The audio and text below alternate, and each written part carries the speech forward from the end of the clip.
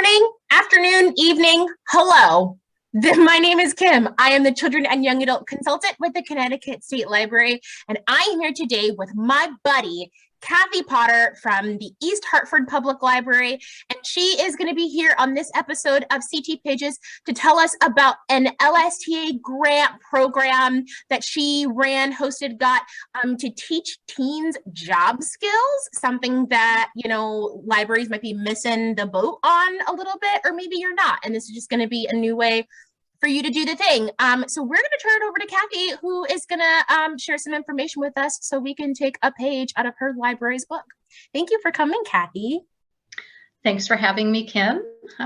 Today I am here to talk about the LSTA grant that we were awarded to do our Youth Summer Career Bridging Workshops. It's a mouthful, but it was an awesome project, and what it is a series of 10 workshops that we did on career readiness, and then it culminated in a job fair. So we did workshops over April vacation or spring break in 2021, and we did a workshop each morning and each afternoon, and we did them on different topics such as resumes and cover letters. We did training and certification. We did workplace conflict and resolution, mock interviews, a credit for life fair, financial literacy, building a professional network. We did LinkedIn headshots, and we did an applying for a job before the job fair actually took place. So it was really exciting to put all of those workshops together. I had actually originally thought about applying for an LSTA grant that would serve preschoolers and their families, because that's something that I'm very familiar with. And I actually got, and I'm going to be a little punny here, but the seed for this idea was quite literally planted during another meeting. And I heard about a project with teens that were going to be working in community gardens at several of the elementary schools. And I thought, what could the library do to kind of piggyback on that or dovetail on that? So I talked to Sarah Morgan, my director, and she encouraged me to reach out to Vincent Crawford. And mind you, I'd only been at the library for, maybe about a year. So I was still getting to know the community, the different partners that we already had established relationships with. But I was really excited to meet with Vincent. He works at the high school, and he is the coordinator of the East Hartford School Business Partnerships. And so he works directly with businesses to develop opportunities to increase student academic achievement. And he implements programs at the high school, such as career days and job shadows. And he helps with the Academy of Finance at the East Hartford High School. So I thought this would be perfect to hear what he does, what things that he hears about in his world, connecting with businesses, to see where we could help get teens ready to apply for jobs and be ready to be in the job career field. He also in the summer does the Youth Summer Employment Program. So he has his his hand in a lot of different pots or a lot of different places. So he was a great partner on this project. And we also worked very closely with our local group that is an initiative for the Working Cities Challenge through the Federal Reserve Bank of Boston, and that's East Hartford Connects. And their goal is to promote economic growth in low-income communities such as East Hartford, and they're trying to assist residents with career development and educational resources and fostering community engagement. So all of those things really came together. So after Vincent and I met, we came up with an initial schedule of workshops, and I submitted the grant. And I actually was submitting the grant when we had first shut down for COVID. So, working in the library, trying to figure out what what were things going to look like in the next year, thinking that we'd be able to do all of everything in person and everything would go smoothly and perfectly just the way that we had planned it. So I was actually appreciative that Christine had sent back a, hey, what happens if you can't do this in person? So coming up with an alternate way to do it virtually via Zoom really came in handy. So when we started, trying to promote the programs, we reached out to the high school. We have an alternative high school called Synergy to promote the programs. And one of the things that we did, I think you're going to have to do a little editing here, but she does, so don't even worry about it. Like, if you want to just like take a beat, like that's okay. She's very used to cutting chunks out. Okay. Don't even stress. Okay, all right, thanks, because I want to roll back. Okay, so during the application process, we were encouraged to use some of the tools that we learned through the Excite workshops. And I had only been at one of the supplemental workshops. I wasn't a participant in the full week process, but luckily Sarah Morgan was. And so she was able to share with me some of the tools that they used. And one of them was doing community conversations. So I took her outline and developed the questions for being able to talk to the students, and we broke them up by grade level because it was easier to do during their lunch waves. And Vincent connected with high school teachers so that we could get some students to participate. It was really an interesting process. He was actually able to join us for a few of them, and I think because of the students' familiarity with Vincent, he actually was able to put students at ease and connect them and encourage them to participate in the process. And for me, that was a very interesting process too, because I think a lot of times we want to fill in the gaps or the spaces during, after we ask a question to maybe see if someone has a question or clarify. And it was really an interesting process for me to just sit there and be quiet and wait for the teens to actually process what I had asked and then formulate an answer to the question. And to be honest, the younger grades, the freshmen, sophomores, even some of the juniors are really interested in participating, and they had a lot of great feedback and insight and information. And it was really funny because the seniors were like, okay, what do we need to do the thing? Because that's all we want to know. What do we need to do? So that was really, really funny. And also Vincent wasn't sitting in on that one too. So they didn't really know me. So that might have changed the dynamic a little bit, but it was really interesting. So after we got all the responses, and luckily I had a fellow staff member who took notes during the community conversations, because I really wanted to be able to be fully present for those conversations and not be worried about taking notes and things like that. So it was nice to have a partner. So after we got the information, we realized that we needed to change up some of the original plans that we had for some of the workshops, because it really wasn't anything that the students expressed interest in learning about. And one of them was dressing for success.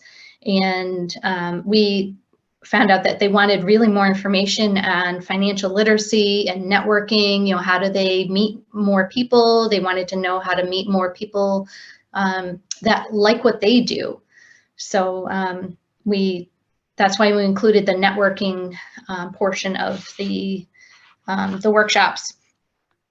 So then the team at East Hartford Connects was able to put us in connection with or in touch with their networks of people for volunteers. And we had at Liberty Bank, they do a Credit for Life fair where they have, it was mostly other people that worked at the bank and some volunteers that come and represent different areas that a teen would have to pay for if they were on their own. So like a mortgage company, somewhere like a car dealership and things like that, so that the teens would get an idea, like if they pursued this career and they had this annual income, how much could they afford based on their income? So it was eye-opening for the teens to learn just how expensive things are and just how far or not so far their money went. And then we had another group that volunteered to do mock interviews with the teens. And that was really great. We had the opportunity to do kind of a round robin where we had a small group of teens go into breakout rooms with one or two interviewers so that they could get an opportunity to really get exposed to different questions, hear things from different people, to get feedback from different people, and to hear their fellow participants, their responses, because maybe they weren't quite sure how to answer a question, but someone else came up with an awesome answer.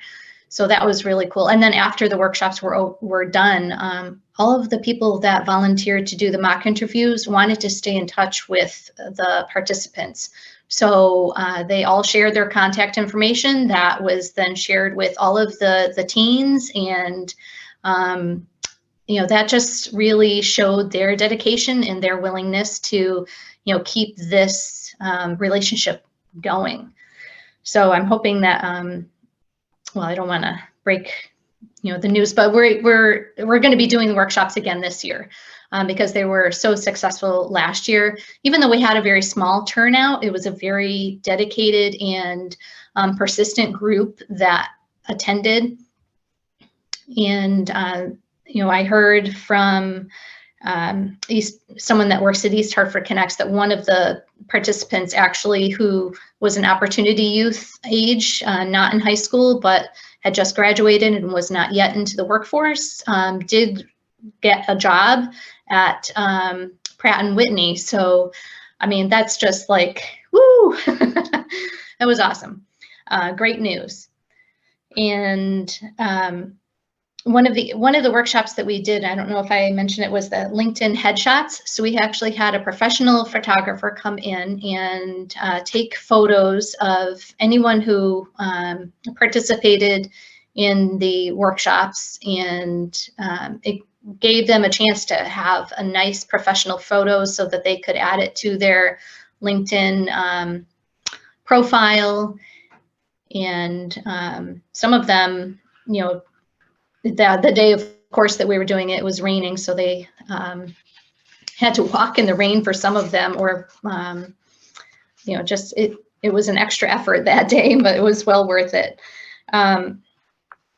So some of the other groups that we partnered with were our own town departments. We reached out to the Parks and Rec Department, Youth Services, the Human Resources, because they all had valuable information to share. The Youth Services was the group that did the workplace conflict workshop.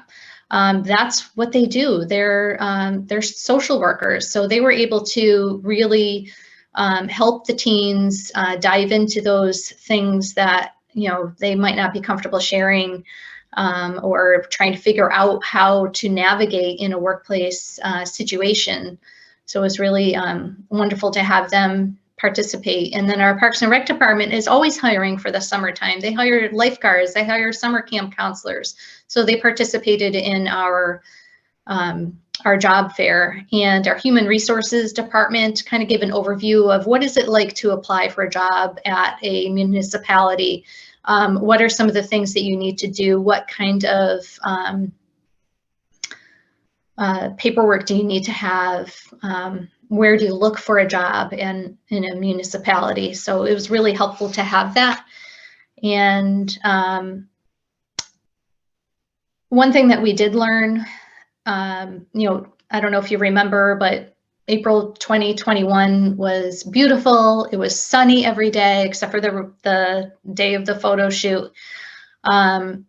So, you know, that really played into our low attendance numbers. But there's really nothing that we could have done to change that. We, you know, contacted everyone, reached out everywhere that we could. I even put it out on the library listservs to have, you know, teens from other towns participate to try and increase our numbers. But, you know, I don't think I'd do it any differently this year. Kathy, I'm blown. I am like, my mind is literally is not even entirely sure what to do. And the first thing that I want to say is that teen programming is different. It is not about the quantity of people that show up. It is about the quality of program that we offer and the impact it has on the teens and the outcomes from the impacts of those programs. Someone got a whole job. Like, people got LinkedIn photos. My LinkedIn photo is terrible. I should have shown up. Like, I mean, conflict resolution. I don't know if I've ever been trained in conflict resolution. I think I don't know, like, send it. I don't know what I do. Like, send an email or something. I don't know. This is okay. Okay. So I guess the first thing that I'm going to ask there, it seemed like you successfully partnered with so many different institutions. So you said a lot of local institutions, be it municipalities, the schools, parks and rec, things like that, but some sort of bigger things as well. Was it hard to navigate sort of multiple partnerships at one time? I know that's something that can be intimidating to folks, is sort of like balancing all of these groups of people helping. Was that hard? Did you have like a buddy to help manage all of that stuff? It wasn't difficult. I think it was just a matter of being organized, and saying yes. I had, you know, so many people that were willing to help when I asked, and other people that said, well, you know, I don't know about that, but someone else does. Can I reach out to them? And you know, it's so important, I think, to just say yes and see what happens. I actually, you know, just because everything was happening through Zoom, I actually took like time the week before to make sure that I had all of the emails set up ahead of time and everything in, you know, notes and spreadsheets and things, just so that I could have as few cracks as possible in trying to keep everything going smoothly. So no, I would say it was not difficult at all to work with so many different partners, because it really enhanced the program. And there's, you know, how can you say no to so many people who want to say yes? Yes, I love that. I mean, partnership is like a whole big thing. There's probably BACT pages just on that. So you did everything through Zoom. Is that including the job fair? Yes, everything was through Zoom. So we did some through regular like Zoom programs. Others we did as a webinar, depending on how we wanted the information to like be pushed out or received. And even through some of the ones that we did as webinars, I ended up making all of the participants panelists, yes, so that they could then ask questions, because the group was so small. Why not? Yeah. Why not? How many teams did you ultimately have? It depended on the day. There were, I think the maximum that we had was about 15. That's a good number. Yeah, yes, but you know, when you're coming from my world, children's and teen, you know, yes. You're thinking story time numbers where you got 55 kids at Baby Bebop. Yeah, it's not gonna happen. It's not gonna happen. Who would want 55 anyone's one? Like, I tripped over children. I was like, oh my God, I stepped on one. This is awful. So no, and again, it is about the impact of the program on these kids' lives. And the fact that someone got a job at Pratt and Whitney, I mean, goodness. Yes, Goodness. that's amazing. And they weren't one of our job fair presenters, but because of the connection through East Hartford Connects and the work that they do, they were able to, find another avenue to get a job there. So it was awesome. I love that. I love that. So the grant process. So we actually had your director, Sarah Morgan, in one of our early CT pages. She was one of the early adopters of this that we had a conversation with, and she told us all about this really awesome summer enrichment program partnership with Park and Rec. I hope I'm not making that up. I don't think I am. So okay. Now, was this a part of that? Because I mean, you said that this happened in April. So was this like a separate LSTA grant? Because if I remember correctly, she also got a grant, but I might be mixing up. We got the LSTA grant. Sarah had a separate grant. She had the ones that were through like ARPA and all of those types of grants. So no, they were separate, but actually some of the teens that participated in the summer youth employment program that Vincent is in charge of did work here at the library. So they got to see that summer program in action and also help out with summer reading. So, it was a win. I need you to understand, Kathy, that this is perfect. This is perfect teen librarianship, teen programming. You cannot expect the same, like we as a whole cannot expect the same numbers in teen programming as Baby Bebop. I keep saying Baby Bebop because like I really love the name of that program that we did, but any child story time program. But I mean, the very fact that those kids were not surprised by grown-up numbers the way the rest of us were when we were thrown into the world, they got some training from local banks on like, let me explain to you why 30,000 a year isn't as exciting as you think it is, right? Like the very fact that someone didn't figure that out 8 months into their apartment lease is amazing. It's absolutely amazing. Oh my gosh, I want to go. Call me. I want to help. I just want to be there to watch this because this sounds absolutely adorable. So you said you're doing it again. You don't have to give anything away. But are you planning to change anything or do anything differently? I love that you said you did the community conversations modeled after Excite, and that changed some of the programs that you had anticipated the teens needing, but then they were like, no, we don't need that. We need this instead. I think that's fantastic. Are there any things you're planning to change about this process the next time you do it or something like it? We are changing things up a bit. We are not going to do 2 workshops each day. The spring, sounds like a lot. It was, but we decided to condense some of the information. So we're actually doing a workshop each day during their spring break, Monday through Thursday. We still will end with a job fair. Yes, because that was really important for them to see what opportunities there are for them here in East Hartford. Places where, they can walk to, they can take the bus to, they can get a ride from someone. If they're lucky, enough to have a car, then they can get themselves to a local location. So we'll do 4 workshops, and so Monday we're planning to still do the resumes and cover letters because that's something I don't think you can never have enough of. Because things are always changing, how to address something, how to put their new experience on, how to translate the experiences that they're having in high school to the job world. We're going to do a social media one-on-one, we're calling it, but it's also the LinkedIn and also social media best practices, because so many young people share so much on social media that they really need to be aware of,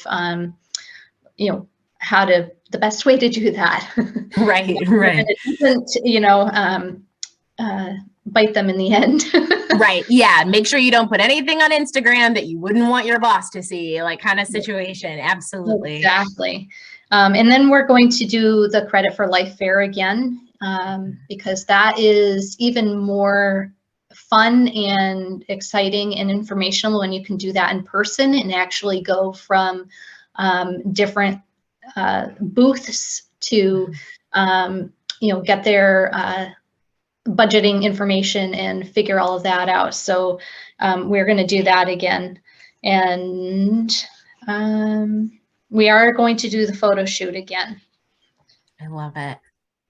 Yes. Well, and the other thing that we want to include is a student panel. So getting some testimonies from some of the teens that participated last year and some that participated in the Summer Youth Employment Program,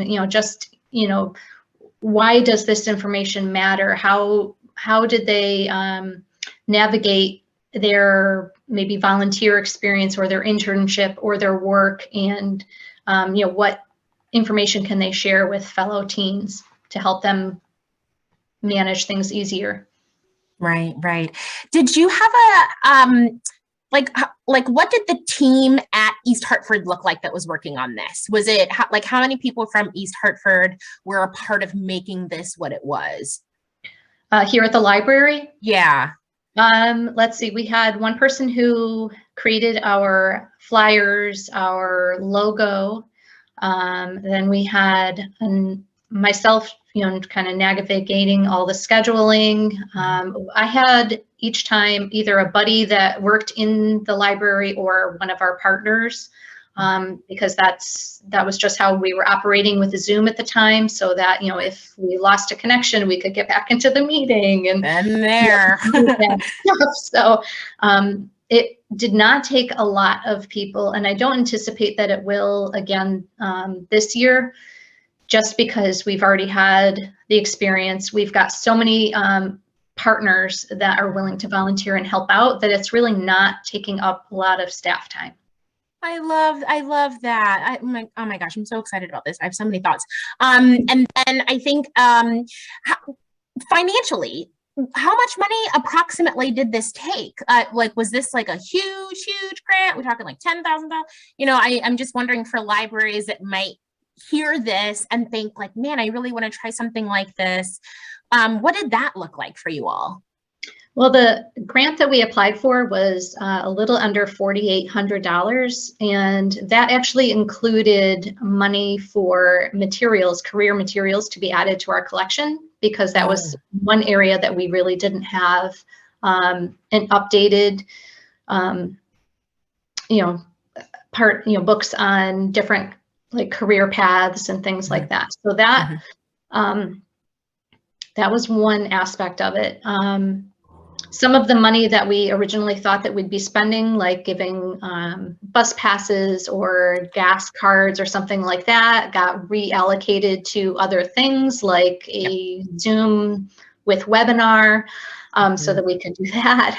Right. So it really didn't take a lot of money. We spent some money on supplies, because we actually created folders with resume paper and printing coupons and pens and things like that for the teens to have, so that they would be able to take notes and stuff like that. So we'll use some of that again this year, and then just the photographer, and the photographer was great. So happy to be able to do a project like this. And at that time, the photographer was also, he's a wedding photographer, so he really was hurting for, business and stuff. But really, worked with us, and we made sure everything was safe, because, during the photos, everyone was taking their masks down. So, we definitely want to have them back again. But really, it was not a lot of money. If you had a photographer on staff, they could also, take the pictures. Wow. What I love about this is that it's it involved so many people, so many community partnerships and relationships were fostered, not only between you and these organizations, but these organizations and these teens and you. Like, it was an actual circle, like kind of like the recycled triangle symbol. But it seems like it's scalable, right? So if there's someone who maybe wants to start on this and maybe they have $1,000 to allocate to it, it seems like this is something that someone might be able to do on like a slightly smaller sphere and work up to something a little bit larger with a bunch of partners and stuff like that. Maybe they don't provide the fancy paper, maybe they just do free printing or something, sort of like an exchange. Like, it seems like this is possible for spaces that want it, and it's absolutely necessary. I mean, with everything that's happened recently, we've seen how important jobs are, and understanding finances are, and like having a plan and thinking in advance. So I think this program that you did was very timely, and I'm excited. And if they want to hear from the boring kind of librarian who doesn't get to hang out with the teens anymore, call me. I will show up. This is something that I wish I had as a kid, and having two siblings in their 20s, much younger than me, and sort of seeing how panicked they were when applying for their first quote unquote grown-up jobs. This is something that absolutely would have come in handy for them. So I love it. Thank you, Kathy. Yeah, you're welcome. Thank you so much for inviting me to share my program. And please, if anyone's interested in hearing more about it, or bouncing ideas on how to bring this to their library, I'd love to connect and share. Yay.